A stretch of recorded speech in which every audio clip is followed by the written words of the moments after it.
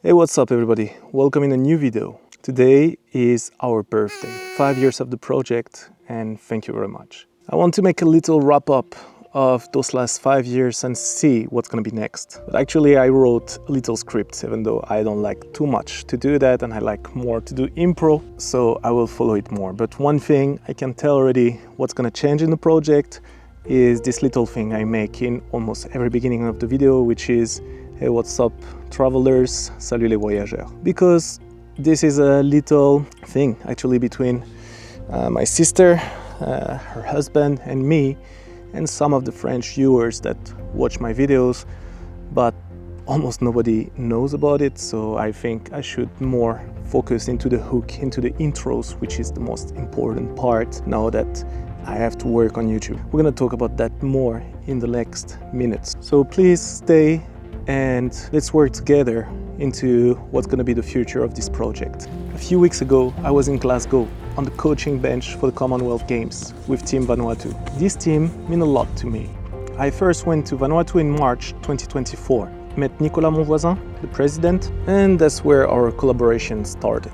A few months later, I was coaching one of their judoka, Hugo Kumbo, at Paris Olympic Games 2024. He ended up carrying the Vanuatu flag for the opening ceremony. Watching that walk-in from the coaching seat, I kept thinking about something I'd almost forgotten. My original plan back in 2020, before starting the project, wasn't to coach at the Olympic. It was just to get there, from France to Tokyo, without flying, and watch the game from the stands as a spectator. COVID canceled that. Later I told myself, okay, maybe by the time this project wraps up, somewhere around 2032, 2030, the Olympic Games would be in 2032 in Brisbane actually, I will have some kind of role at the game. I was thinking maybe I could work, or do something. Maybe with the project things would have to get better. Coaching was just the best version that I could picture. I didn't expect it would happen 8 years earlier at Paris, my home, with an athlete that I trained myself. Well, only a little bit actually, because we had a lot of troubles with political problems and stuff, but that's another topic. This video is the real recap. What I actually set out to do, what changed, what it costed me, and where I'm actually going next. Let's rewind. In May 2020, when I announced this, the plan was actually 80 countries, not 197. I only bumped it up to 197 10 days before I actually left. When I look back, actually, it's pretty much who am I? Who I am, sorry. My English still not that good after 5 years. But I mean, like everything I do since I'm a kid is something that I do at 200%. I'm an excess kind of person. And that jump was just that trait showing up early. Today, this project is a lot bigger than I am, and honestly, I'm thrilled about that. Financially, I wasn't dreaming big back then.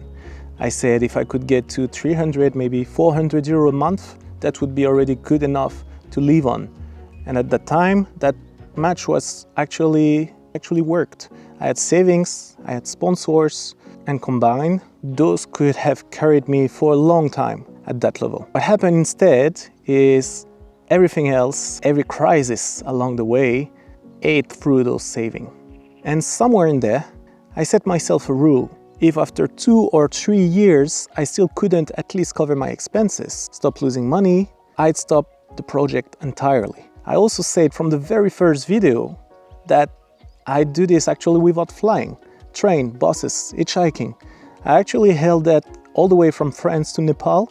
A lot of the time going overland cost me more than a flight would have. Today, financially, I can't always afford that luxury anymore, even with the ecological values behind it, and even though I genuinely enjoy the challenge of it. So no, I fly when I have to. I haven't banned it for myself, but I still try to avoid it as much as I can. There was also the human side that I put above everything else, even the professional side.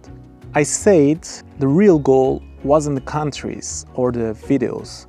It was to live a growing human experience, to meet people I'd never met otherwise. I also said back then that instead of my family and friends actually coming to find me, my goal would be me to be able to invite them. And one thing I never actually said publicly, I expected to be much bigger on social media by this point. Somewhere around 100,000 followers on Instagram and YouTube together. So where that actually landed? I'm around 10,000 followers right now on Instagram and about the same on YouTube, 11,000 actually. A tenth of what I imagined. Facebook page is at 7,000 and this year I started a Facebook group that is nearly at 1,000. And that's actually something that I'm working on. I want to grow this group into a real community, not just a follower count. TikTok is around 2,000, but I really don't like TikTok. Here's the part I haven't said before. Social media was never something I loved doing. Being out front, the camera, the exposure, it still bothered me a little bit. Even 5 years in, even after getting used to it. You know, I did that for Judo. I want to do Judo, and I still work mostly on social media, which is okay though. There's a part I do genuinely enjoy, the analytics, the editing, figuring out why one video is working, why the other is not, understanding the algorithm. That's honestly a bit of a game to me, and I like playing it. Though, as I said, it was never my priority. The Judo, the country, the people, that was always the actual point. But today, actually, I think that things may reverse and it should become the main point. Not because I suddenly want to be popular or anything like that. Now we know each other and you know that's not my style, but because a bigger audience is what keeps the project funded and alive. At this point, growing the following isn't vanity, it's survival. Now, the real financial picture. I started this with exactly 27,000 euro in savings. Then I got sponsor, IGF, Fight Scoot, some brands here and there, and thank you very much also to Move Sensei that support me since now years. The IGF being supporting me since the beginning pretty much, but financially for 3 years. That's a fact I actually want to say out loud on camera. Thank you. I hope that the IGF will be back on this project. I really like what it means to have the project associated with an entity that prestigious.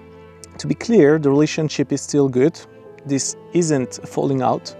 The funding just ended. Between all the crises along the way, those 27,000 euro disappeared completely. The sponsor came and went. And going into the 5th season, I lost that IGF support that I had for those 3 years straight. But through all of that, there has been one constant. The people who donate every month on Tipeee and Patreon. Some of you have been doing that from the very beginning, 5 years ago. Sponsor come and go, but you didn't. I cannot even express how grateful I am. I think it's about 250 people that's been supporting since the beginning. How grateful I am to all of you. And if you want to support, by the way, don't support on YouTube. I mean, thank you if you do, but YouTube is taking big tax on it. So if you want to support, join the Patreon. It only costs €1 and it's really helping the project. This year, I leaned on something I hadn't planned on. Going back to stay at my parents' place regularly, which cut my cost a lot and also helped me psychologically. It felt good to be back home in this lovely place. But the thing is, that's not a solution for next season. Once I start the American leg, I can't just fly home for a cheap week anymore. That's a real logistical and budget problem I still haven't solved, actually. Here's the thing I said back in 2020. I told myself the first year would be hard, and after that, sponsors and social media would make it easier. And I gave myself a deadline. If after 2 or 3 years, I still couldn't cover my expenses, stop losing money, I'd shut the project down. I never did that. I just kept going. And that's mostly actually thanks to all of you.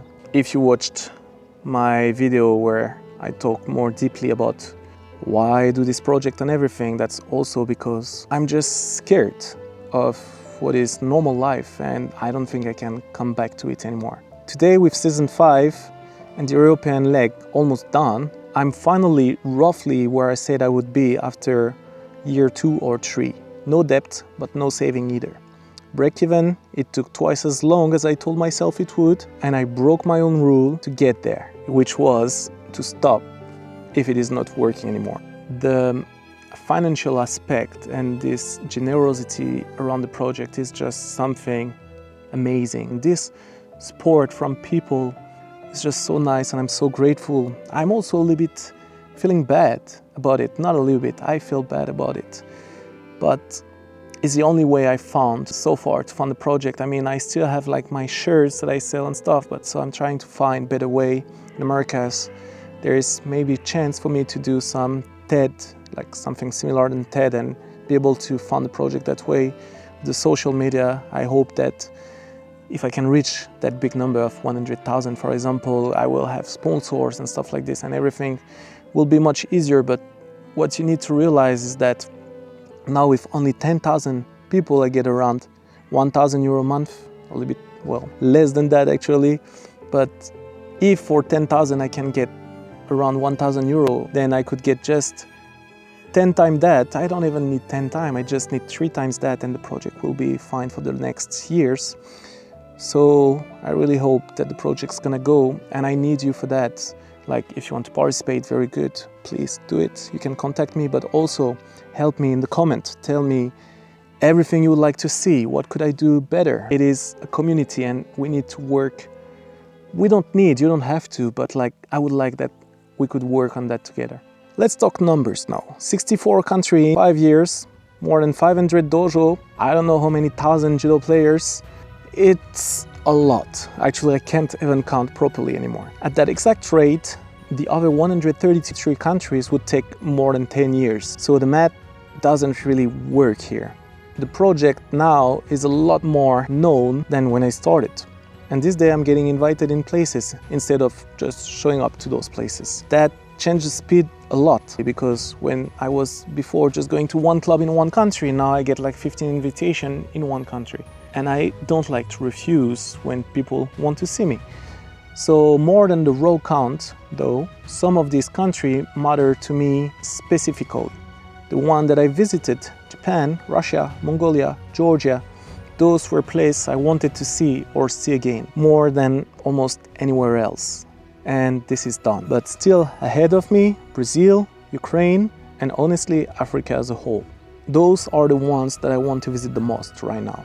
Here's where I'm actually putting the focus next, finishing the continents. The big piece left are the America and Africa. I will giving that about 3 years. Once that's done, I will decide if I keep going to 197 countries, like all of them. But the thing is, I will not do it if it means keep suffering financially the way I had in the past. My life wasn't terrible, of course. I love this life, but there are some things that I just don't want to live anymore. I'm not too old for this, but I've experienced it. I don't want to skip meals anymore. I don't want to sleep in the bus in order to save to a hotel. I took so much weight, my hips are fucked, mostly because I don't have good financial situation and I want to live in a more comfortable life. It's important for me. So what's actually next? Almost everything starts with the same foundation, financial stability. Not luxury, just enough that I stop skipping meals, stop skipping hotel nights, can eat what I actually want, and can build a schedule around training properly instead of around survival. That same stability is what would let me come home when I need to, and finally invite my parents and friends along instead of them coming to me, which was my goal back then in 2020, remember? Not the other way around. Part of getting there is that 100,000 followers numbers that I mentioned earlier, YouTube, Instagram, Facebook combined, that alone would fund a real chunk, I think, of this goal. Beyond the Americas and Africa, I'm starting to think seriously about what comes next. A few directions that I'm considering. Coaching a regional or a national team somewhere has had many requests already. Ideally, though, it will be outside of France, since I've never had requests anyway in France. I would like to have some kind of role with the IGF, so I can stay connected to the Judo international world on the long term. But the one that I want the most is actually building Nomad academies, starting with the first one, which might be in Southeast Asia, under a brand I've been developing in the last years, Nomad Fighters. Many people also ask me, why don't you write a book? That's something I'm considering. I would like to keep bringing gift like I was in the first year of this project, material support to the club that I visit, not just show up and leave. And I want to keep meeting judoka and actually having an impact on their judo and their lives. That part doesn't change. One more thing, I don't want to keep doing this entirely alone. I'd rather like person, something between a public relation manager and a secretary that could help me land interview, book seminars, find sponsor, not to replace what this project is, but just to help it grow the way it's supposed to.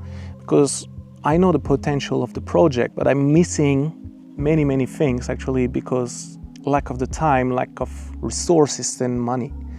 So I would like to have someone that could help me for that. To conclude, first, thank you very much if you stayed that long. That's the real 5 years, not the highlight reels, the actual one. 64 countries, 500 more dojo, a financial rule I set and never actually followed. An audience a tenth the size I imagined. And a project that grew bigger than me in a way I didn't plan for and I don't regret. Back in Glasgow with Vanuatu team as a coach, not a spectator. 8 years ahead of where I thought I would be. That's basically what these 5 years have been. Not the plan, better than the plan, and harder than the plan at the same time. But I mean, life wouldn't be funny if it wasn't hard. That's what kept me and you, hopefully, entertained. Next up, Americas, Africas, 3 years, more or less, if things go the way I'm hoping. We'll see if it's all 197 or not. Either way, thank you for the last 5, and let's go find out what the next ones look like.